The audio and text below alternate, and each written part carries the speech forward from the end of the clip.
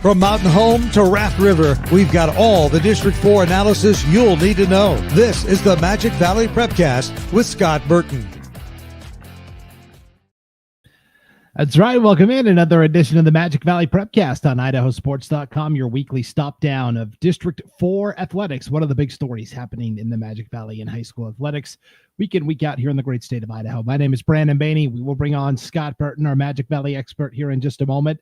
But first, the Magic Valley Prepcast is sponsored by Ideal, Idaho's college savings program. You can open a 529 account with Ideal, and it can be used for traditional school, a trade program, an apprenticeship. It can even be used to pay off student loans if you're in the post-educational phase of your career, or it's something you're just trying to plan for down the line. You can go to idsaves.org for more information there. The Magic Valley Prepcast is live most Fridays at 3:30. Sometimes we're a little later, depending on if we can work out all of our technical pre-show issues. You can watch the Magic Valley Prepcast at the IdahoSports.com YouTube channel, Facebook page, and X account. And while you're there, if you could hit the like button and subscribe and share this when it's all said and done, that helps everybody find it a little easier on replay. You can watch the Magic Valley Prepcast anytime on replay at those three destinations as well.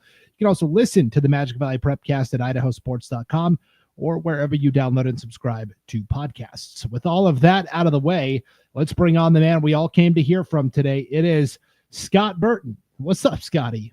Hey, Brandon. Kind of a boring setting compared to last week. You know, I don't have my magic coat on in a carriage going through New Orleans. I'm sitting in a barren living room with all decorations torn down. I'm not out in my man cave garage with all my football helmets. We're going through a massive remodel. So it's like, if you see people just kind of walking behind me, carrying tools and ladders, and just pay no attention to them. This is what's going on in here. So it's going to be like one of those comedy sketches from like the early 1900s where somebody comes walking by with a big ladder, and then it's the same person on the other end of the ladder. Just yeah. Yep. It very well could be. Knowing what goes on at my house, I wouldn't doubt it for a second. Yeah. Well, it's a more muted setting here today. We're totally fine with that. Of course, last week, Scott, you took time out of your vacation down at the Big Easy, New Orleans, to do the show. We really appreciated that. So, that was a blast. Yeah, that was a blast. I'll have to make sure to pick a more extravagant place next time, because we have done it from multiple locations before, and that's always fun. But that was the first time we did it like live action, traveling, you know, sitting in a carriage, going down Bourbon Street, and the whole 9 yards. It was really, really cool. A lot of fun. So, well, it's not quite New Orleans, but Malta, Idaho is also a pretty special place, and that's where the Raft River track and field teams hosted their annual Spring Break Invitational. So last week's show, Scott, we were really heavy on baseball and softball. So I thought this week we would try to focus a little more on track and field and maybe a little tennis action as well, as we are in the thick of the spring sports season. I think one of the bigger meets we had in the Magic Valley recently was the Spring Break meet hosted by Raft River down there in Malta.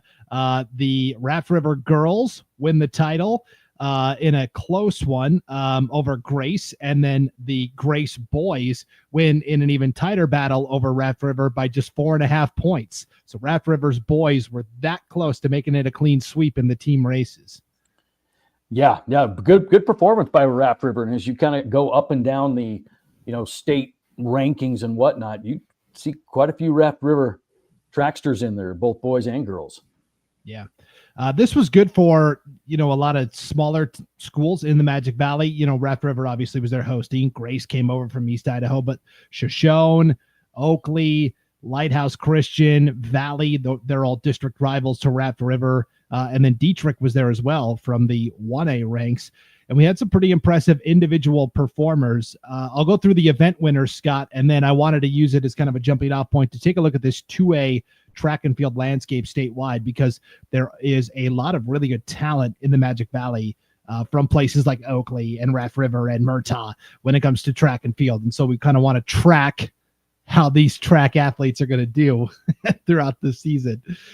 So at this spring break invite, hosted by Raft River. On the boys' side, you had Jaden Wallace, a double winner from Shoshone in the short sprints. He won the 1 and the 2. You had Ruger Ward, a double winner for Raft River in the pole vault and long jump. Other Magic Valley champs were Connor Perkins from Dietrich in the 400.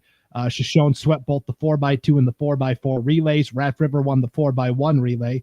Humberto Cortez won the high jump from Shoshone, and then he won the triple jump as well. So he was also a double winner on the boys' side. On the girls' side of competition, we had, I'm trying to remember, I don't think we had any double winners in terms of individual events, but Elsie Hagen from Lighthouse Christian did win the triple jump and then was part of Lighthouse's first place 4x4 relay. Other champs from the Magic Valley, Sadie Knudsen from Raft River in the 300 hurdles. Camilla Magana, we recognize that name from basketball season. She won the discus for Oakley. Reese Franklin of Lighthouse wins the high jump. Abigail Williams from Oakley wins the pole vault. And Bailey Hagen from Lighthouse wins the long jump. So not as many double winners on the girls' side in that matchup there. But overall, Scott, I thought this was a good kind of really first big competition of the season for a lot of these track and field athletes. When the calendar flips to April, that's when you start to see the performances, the distances, the times get better because it finally starts to warm up a little bit outside. Yeah. And kind of depending on what kind of wind protection you've got at your facility, are you going to be running into the wind? If you're like in a 400, 800, you're always going to have that one stretch where you're into the wind. But, you know, that does play a huge role in spring sports, especially in track. Early on, you know, you get some numbers from people and they may be a little bit below par, but there's a reason for that. It's cold, it's windy, it's crappy. And like you said, it doesn't really change until we hit maybe mid-April, and then the season begins. And then it seems like the season's over because you really do get 1 month of spring sports that you truly enjoy. Yeah, you get that sprint from like May, and it's not even like a full month. It's like 3 weeks in May. And then you really hit the ground running there. So. Yeah, that's all you get. I mean, it's where we wake up to snow and then it's 95 the next day. Yeah. So you don't know what you're going to get. So, Scott, I know you have kind of been tracking the 2A landscape for track and field, kind of looking at the statewide leaderboards and how individuals and teams from the Magic Valley might fare there. The 2A race has been really fun to watch the last couple of years. I remember on this Prepcast, we talked about Lighthouse Christian. I think that was 2 years ago where Lighthouse had like 6 boys, but you know what? They almost won the state title with just 6 boys because they had, some really incredible talent and some really outstanding athletes. We're used to Oakley and Raft River competing in girls track and field. So what gender do you want to start with first? Because we'll kind of dive into both landscapes, boys and girls. Yeah, let's start with the fellas. Okay. What has your research told you when it comes to 2A boys track and field? Well, there's and this is all based on, keep in mind too, that coaches and everybody need to report everything and they have to be officially timed and all this kind of stuff. So based on that information, there are a lot of really good individual performances happening in the state in the 2A, in the Magic Valley. I mean, you look at the top 10 and that's kind of what you're looking at in any of the events. Aside from maybe the 100 meters, there's Magic Valley athletes littering the top 10, in the 200 alone. I mean, you just got done talking about Jaden Wallace. He's run the 8th best, and Josh Hardy out of Valley is towards the top, so there are some really good athletes on the boy side. And then, in the 400, you got guys like Harper and Hardy, Harper from Raft River, Hardy from Valley again. Connor Perkins, we've mentioned his name about every show when we talk high school sports, and Liam Koziel, I believe is how you say that last name, from Oakley. I mean, those guys are all vying for medals in the 400, You mentioned another guy in, our field events. In the triple jump, you talked about Bud Cortez, right? At a Shoshone. Well, right now he's leading the state in the triple jump in the 2A ranks. And you talked about Ruger Ward. You know, he's leading the state in the 2A ranks in the long jump. And he's also leading the state in the 2A ranks in the pole vault. You know, so there are some really good athletes in the Magic Valley.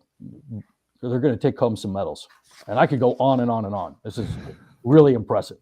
Yes, it's really interesting to see. Is there, when you were doing your research and you were looking at kind of the top 10s, because to win a state title at the 2A level, you don't necessarily need like the depth of your 6th place and 5th place finishers. It definitely helps. But if you've got some athletes that can get a lot of points at the top of the leaderboard, you might have a chance. In terms of, is there a team you're keeping an eye on in that 2A race? Well, I don't know. I mean, Raft River and Valley stood out to me a little bit more than others. But the thing I think with the Raft River is when you factor in a guy like Ruger Ward, who could easily win 2 events by himself, you know, those are the point stealers. And those are the things that you need on a team. You know, and we talked about it last week with I think it was the Bear girl coming back to Kimberly. You know, she's going to provide a wealth of points for that team. And that's kind of what you need. You need that 1 or 2 athletes that are going to get your medals, and then they can really carry you. And so that one stood out to me a little bit. But yeah, I'm really excited for our Magic Valley athletes to shine, because there's some really good ones here. Yes, no doubt about it. You know, I was just looking at the statewide leaderboards, you know, around the state, doesn't matter the size of the school. Right. And that's what makes track so much fun, Scott, is that it's not like football or basketball where you could say, well, what was the level of competition? Because guess what? All the events are the same. So if you're at a 2A school and you've got the best mark, you've got the best mark. It doesn't matter what size school you go to, right? Right, exactly. And it's the same thing, you know, with wrestling too. That's why I like those individual sports in that sense, because you're the best, and it doesn't matter, you know. And we talked about it at state basketball. We would love to see the 6A champion play the 5A champion, or, you know, those old Lapway teams that would just whoop up on everybody, you know, and let's see them play each other. And it doesn't really happen. But here it does, because they can attend the same meet and really showcase who's the best. Because looking at all those statewide rankings, occasionally, you're going to see it littered a little bit with some of the smaller school athletes just kind of sneaking in there. You know, who's this kid from Potlatch? You know, whatever. It's you're that big and you're one of the best. Yeah, we'll get to that on the girls' side with the Magic Valley athletes specifically. In terms of the boys' statewide leaderboard, 1 Magic Valley athlete right now at the top of his event. It is Alex Rushton from Burley, who has cleared 6 feet 8 inches in the high jump, Scott. That's impressive. Wow. I mean, think about that. I mean, that's insane. 6 feet 8 inches. I mean, he's jumping over NBA centers. I mean, that's crazy. I wonder if he can dunk a basketball. Yeah, right. There was a high jumper from Bear Lake, and I thought he was coming back this year, but maybe he's already graduated. His name was Christian Bush. He set the new state high jump record last year. He cleared 7 feet 1 inch. So that was pretty impressive as well. I mean, I can't even fathom that. I don't think I could high jump over the couch right now. And and what these kids are doing is amazing. Yeah. He must have graduated. I thought he was coming back this year, but man, so Parker Rushton, we'll keep an eye on it in the high jump for Burley there. Okay, girls 2A landscape. Scott, Raft River has been a major player the past couple of years. Oakley's got a lot of really good athletes. Valley, of course, I feel like Lexi Hudig alone for Valley could go get 30 points in a given meet. And then even like Murtaugh had some really good track and field athletes the last couple of years. Yeah, I mean, you talk about all the great athletes in the 2A Magic Valley on the boys' side. There's more on the girls' side, and it is just impressive. I mean, I take a look at, well, first of all, take a look at like the 100 meters, right? The top 7 recorded times in the 100 meters all belong to kids in the Magic Valley. Glens Ferry, Murtaugh Valley, Castleford, Cary, Raft River, Camas, they occupy the top 7 spots right now. So there's going to be a lot of medals coming home in the Magic Valley. In the 200 meters, the Magic Valley owns the top 4 times, including Reese Franklin from Lighthouse that you had mentioned.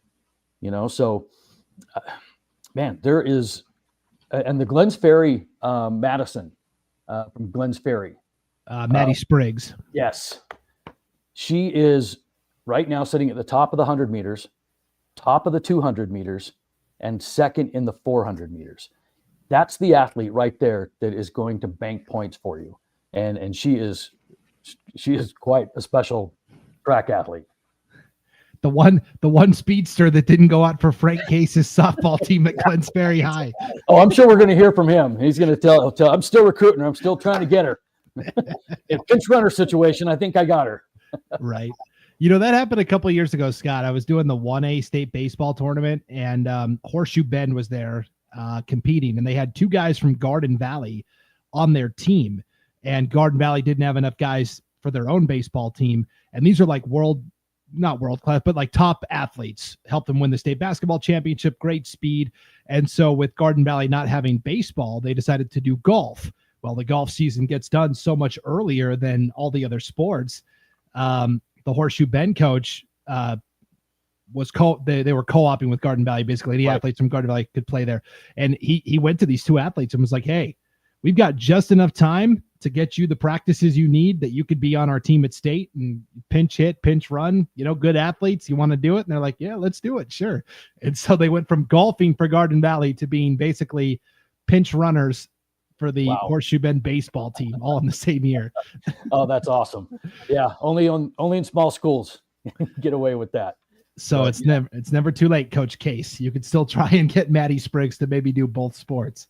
Oh man. Well, you look at another girl in these ranks, and it's Sadie Knutson out of Raft River. Talk about her a little bit. She is sitting atop the ranks in the 300 hurdles.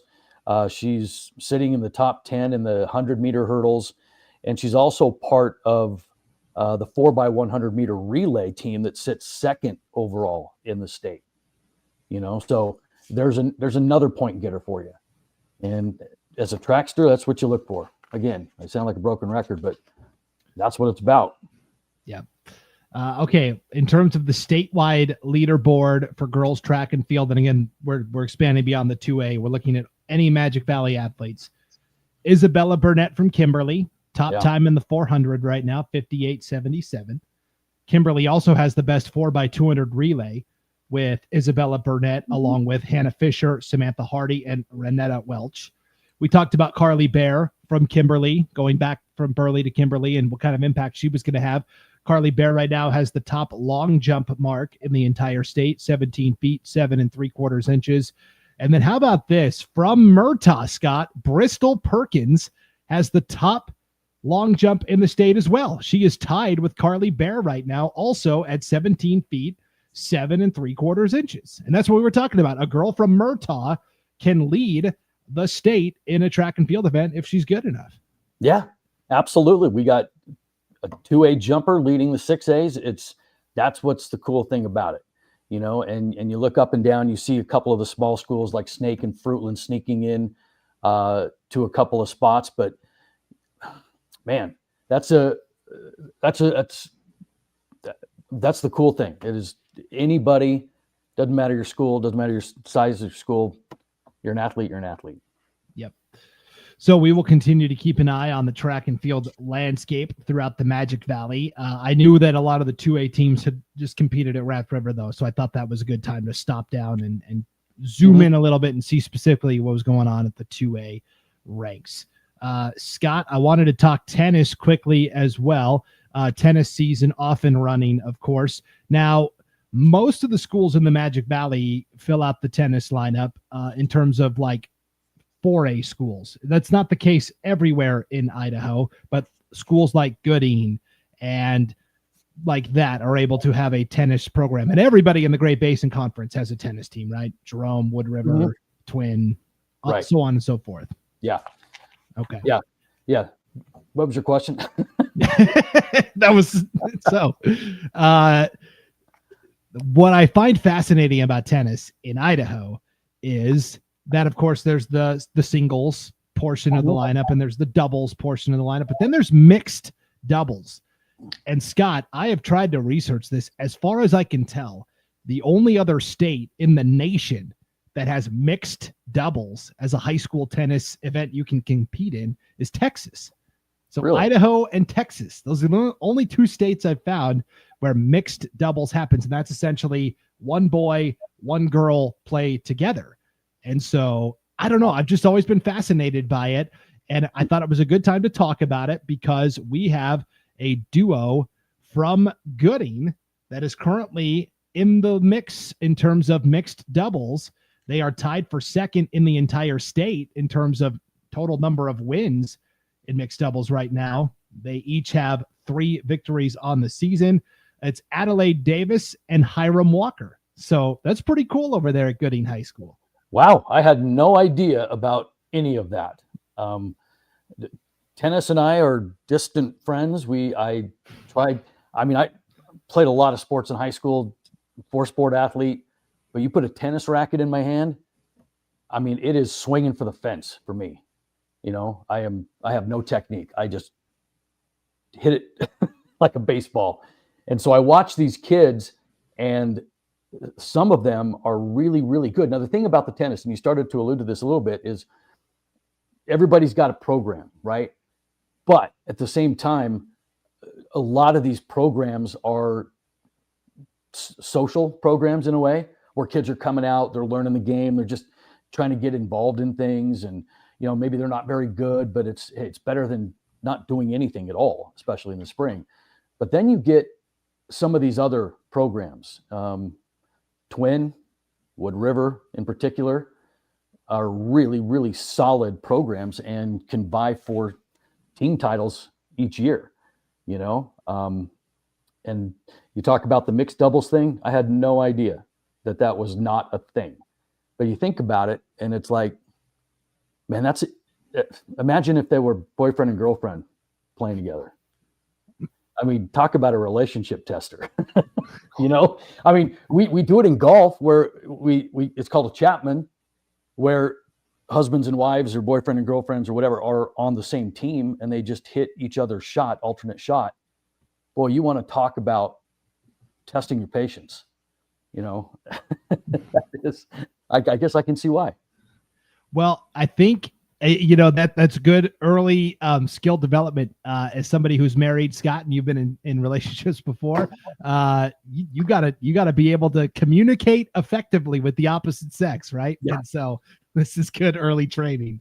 Oh, it is. I mean, it would be so. The dynamic is just so interesting because I mean, you think of a guy, and his "come on, let's go," or "you got to do," whatever, and then his partner's crying and you don't know why. And well, because you didn't communicate very well, and those things happen a lot. And in fact, on taking it a little bit more seriously, it happens a lot when you get like male coaches coaching a female sport, and that communication thing needs to be different. And, I've been a head boys coach and head girls coach, and I'll tell you what, the communication there is completely different. Well, I coached those teams so differently. It was unreal. So yeah, mixed doubles, interesting. Pretty cool. Because, when I first came over and was covering tennis for IdahoSports.com, I was, hey, here were some good singles results. Here were some good doubles results. And a parent emailed me and said, how come you never talk about mixed doubles? And I was like, mixed doubles? What's that? Like, I didn't even know that existed. What is that? And so I had to get schooled on it. Because where I grew up in Montana, they don't have that. And so apparently they don't have it anywhere except Idaho and Texas. So I thought it was cool. And of course, tennis, famously, we think of Billie Jean King, beating Bobby Riggs in the Battle of the Sexes. I think it's cool that the sexes are teaming up now and playing together. So yeah, we're going to force everybody to get along one way or another. We're going to start it with mixed doubles. That's right. So just looking quickly at the tennis statewide leaderboards, other early leaders, Mountain Home's got a couple of really good boys singles players. Zachary Peterson, 6 wins already under his belt. That is tied for the most in the entire state, along with Brody Miller from Timberline and Caleb Petraz from Orofino. Maybe the only time we'll talk about Timberline, Mountain Home, and Orofino all together, Scott. Yeah, that's right. A tiger, a maniac, and a wolf, right? Yes. Yeah. Yeah, that's quite the trio there. So Zachary Peterson for Mountain Home, 6 singles wins. Hot on his tail is Peyton Portlock with 5 wins. So Mountain Home's got 2 singles players that are basically tops in the state in terms of total wins so far this year. Yeah, they're definitely going to make some noise in the Great Basin tournament. It's really been a Wood River and Twin dominated tennis thing in the Great Basin. Mountain Home's got a couple of really good singles players that could kind of mess things up a little bit. Yeah, it'll be really interesting to see how everything shakes out, especially as we get closer to districts. Scott, I'm going to assume Canyon Ridge is competing 6A tennis, right? Just like all the other sports. Okay. Mm-hmm. Yep. So they'll be up and traveling, who knows where. I mean, I just think of the Canyon Ridge situation and just it's so unfortunate. Okay, we're going to drive 2.5, 3 hours on a Tuesday for a league basketball game and return at maybe 1 a.m. on a school night. So that's your league. Yep. Good luck. Hey, it's the way it goes until something changes. Yeah. Well, and they've got that. They're talking about those new numbers coming, right? And it's got some little bit of shifting going on. And part of that new number was Twin moving up and Kimberly moving up because they're both right there. So we'll see what happens. So they're looking at tweaking the enrollment parameters again. Yeah. So when the cycle ends, then taking a look at it again, kind of adjusting some numbers. I mean, everybody has a proposal, and where the cutoff is, everybody's got their own ideas, but it's about maintaining the balance, right? Because one of the things that they had was one of the original proposals had I think before they created the 6A was 20, I think there's 17 5As, 25 4A teams. And so they had to revamp that because it's no, we can't have that imbalance. So that's one of the big things they look at is just trying to keep the classifications somewhat the same, Right. So I don't know. We'll see what happens. This is something that we're going to be dealing with for a while as populations change and schools are growing. I don't know. We'll see. When I lived in Nebraska for a time, Scott, and they did it a little differently. They basically said, okay, who are our 32 largest schools? Mm-hmm. Okay, you're automatically in Class A. And now we'll figure out how we're going to divvy up the districts and the conferences. And then our next 32 are in Class B and so on and so forth. That's how they do it there. But so how big was the biggest in 6A versus the smallest in 6A? Yeah, so it's a little different because probably 75% of the schools are from Omaha and Lincoln, the 2 major cities. And so the student population numbers aren't crazy out of whack. And I don't think you could do 32 in Idaho. You'd have to have maybe 24 or something like that, or 26. But I don't know. It's something worth exploring, I think. But yeah, no, I mean it. And that's the other thing you have to look at, as well, especially with Idaho's demographics and their numbers is, taking a look at even the 4As cutting themselves off right around 1,400, but then the lowest 4A is 800 maybe. I mean, you're looking at a 500-600 kid difference, and that's a lot, So yeah. That's the other part of the equation you have to balance out as well. Yeah, all very interesting. Good stuff we can tackle in the summer. Of course, we got to get through the spring season first. Yeah. What's on the agenda at Jerome High School, Scott? I know something we're probably going to try and talk about next week is Mountain Home baseball. They're playing pretty well. They came out and I think threw a combined no-hitter against Jerome the other day, or maybe a one-hitter, Frey Morse and company. Well, that's the kid that everybody's got their eye on, is that Morse kid. He was arguably the best pitcher in the state last year, and here he goes again. So yeah, that kid can throw. So we'll be talking about him within the next month or so. Yeah, he's committed to Gonzaga, Scott. Yeah, for baseball. Yeah, you don't go to Gonzaga because you're crappy. You know? So yeah, this kid is the real deal, and good for him. I'm glad he made his commitment. And one of the kids I coached back in the day at Jerome ended up going to Gonzaga and playing, and had a blast. Great program. He'll enjoy it. Very cool. So yeah, we will talk about that and more on next week's edition of the Magic Valley Prepcast. And as always, the more feedback we get from coaches, parents, fans, etc., the more we're able to talk about what's going on in the Magic Valley. So if you have a subject, a team, an athlete, a cool story that you want us to cover, you can always email either one of us, Brandon at IdahoSports.com or Scott at IdahoSports.com. And occasionally Scott may email you and say, hey, tell me a little more about this. And if we get good feedback and good responses from the people we're trying to reach out to, that makes the show a little better. It makes us able to shine that spotlight even brighter as well. Yeah, absolutely. So anything we can do to help highlight these kids and these stories, because there are stories there. And some of the best ones that we've gotten have just kind of come to us. It hasn't been necessarily us going out and finding it. They came to us and said, hey, you might want to look into this. And we did. And it's like, man, that's a great story.